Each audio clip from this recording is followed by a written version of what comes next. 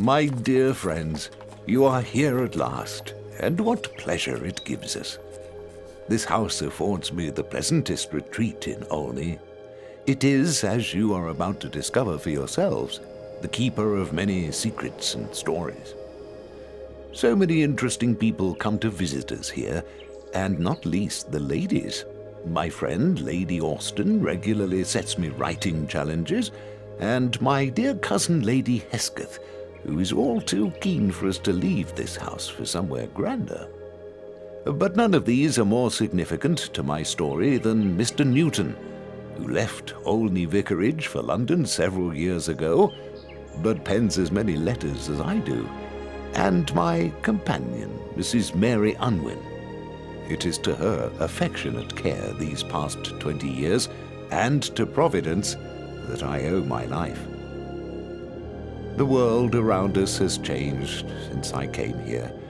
I remember I wrote to Mr. Newton once, saying, as when the sea is uncommonly agitated, the water finds its way into creeks and holes of rocks, which in its calmer state it never reaches.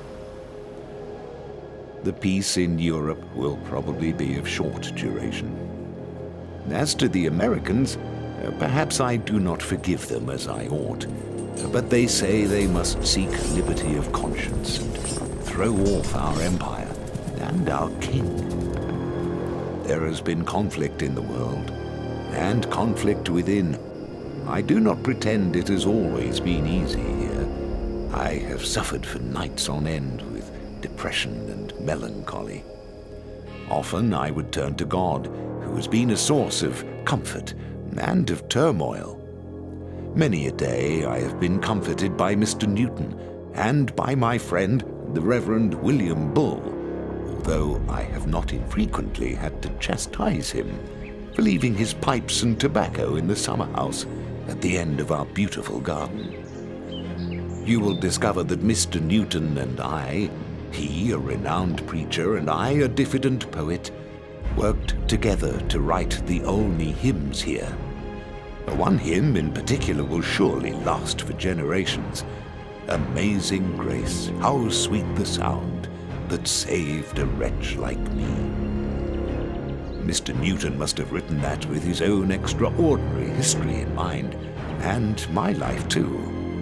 But it will not just be poetry and prose that we leave behind.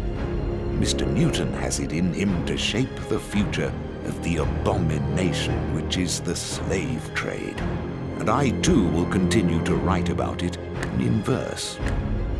And I shall celebrate too this landscape of Olney, this quiet little corner of England, not 60 miles from London.